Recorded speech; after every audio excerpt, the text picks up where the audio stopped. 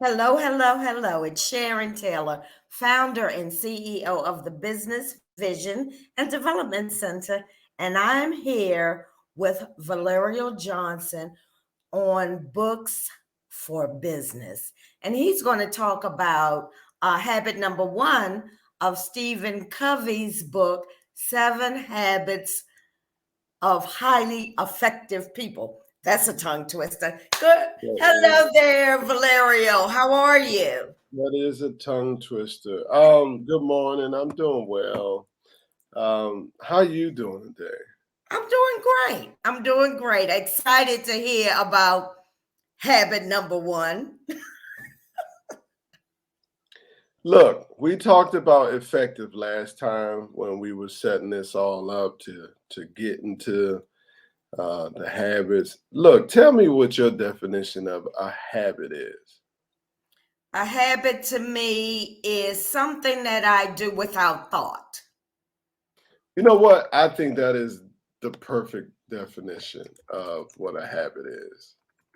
That's spot on. It's what you do without thinking, right? Hmm. And typically, I think if you look at like a formal definition, it's really like something like a tendency or a practice that you do unconsciously most time, and oftentimes it's hard to give up, right? Right, Uh, right, so, right. so having habits is what we all have, and what Covey is saying is, hey, how about you make effective habits, right? Like, won't you construct behaviors that you practice subconsciously that make you successful. Now, see, that's the thing is, they throw out these terms, 21 days makes a habit, blah, blah, blah.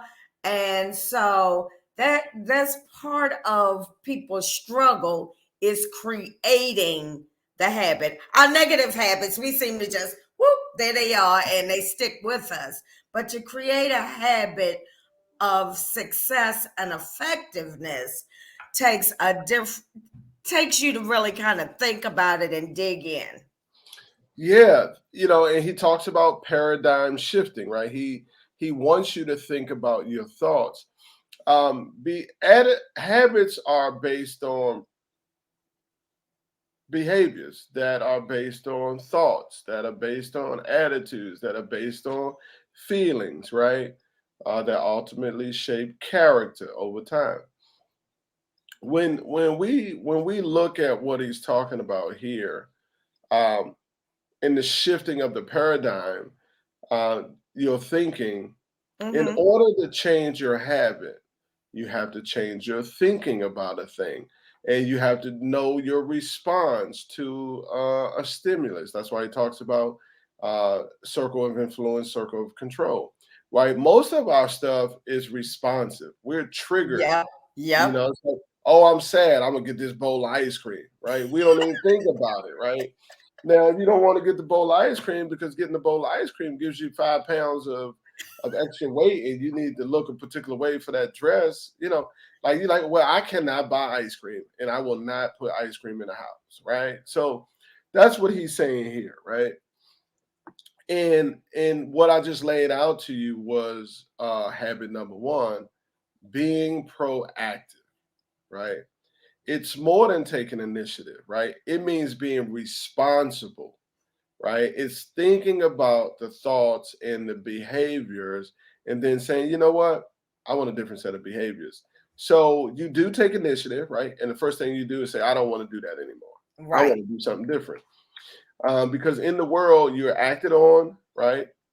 Right? Or you can act or you can be acted upon, right? Like Right. that's just how the world works. You wake up, you walk outside, like in my neighborhood, someone's speeding down the street, and I can be like, hey, wah, right? I can yell at them and say, slow down, right? Or I can like put signs up to say slow down. What if your kid lived here? Or I could like reach out to MPD and say, hey, I want you to sit at this corner for a couple days and catch these tickets, right? It's a benefit for you, it's a benefit for me, right? So let me just expand, say something about that. So the proactiveness that you talk about, and you gave that analogy. So to me, is saying sort of like different approaches to an issue. You can take the approach that probably is not going to work, or you can take the approach of, like you said, being proactive in a positive way to net you the results that you desire. Yeah, thinking about your thoughts, trying to anticipate what the responses are. Mm-hmm. Um, Here's an example: is this podcast, right? Meeting you this morning.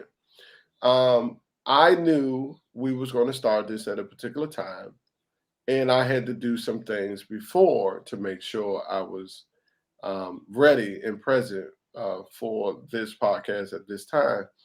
And there were some things habitually that I wanted to do, like get a cup of coffee. But because I didn't prepare, right, I used that time somewhere else in the day. Right, right, Right. right. I was like, I can't get my coffee, shucks, right? But the ultimate goal was to be here and be present and be ready on time. And I actually got here earlier. You Uh, did. yeah, yeah. I've been thinking about, right, the thoughts that cause me, not to be early on some things, right?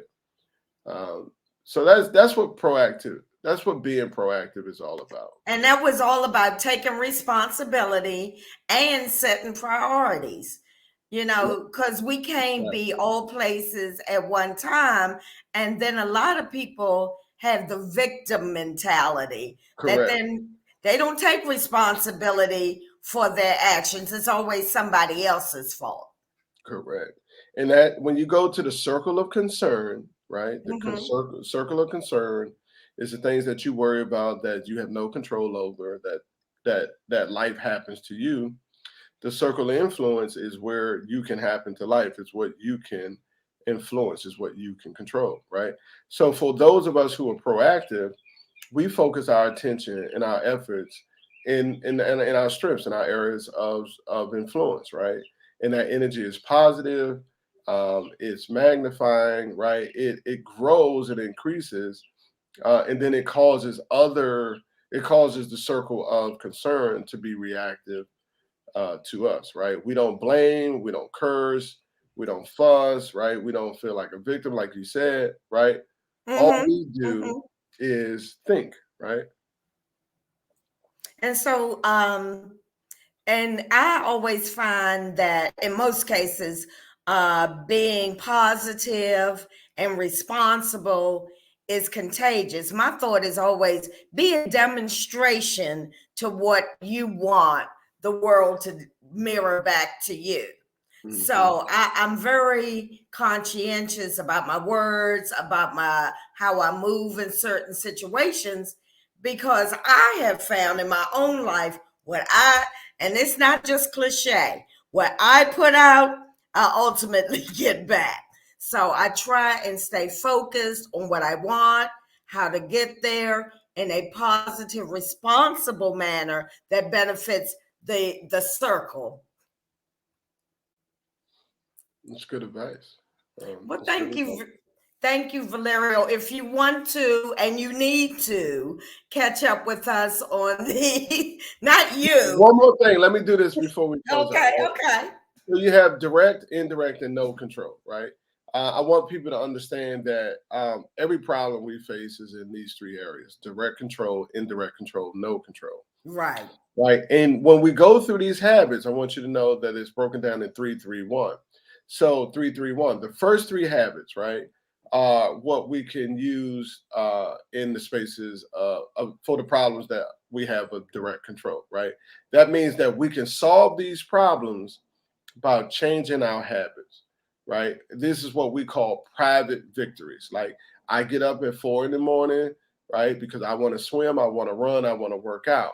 In order to do that, right, I cannot eat after 7 a.m. I mean, after 7 p.m. because my Right. body needs a full rest and I can just jump up, right? On the occasions where I can't, I always have an alarm clock set, which will allow me to wake up at 4:15, 4:30, right?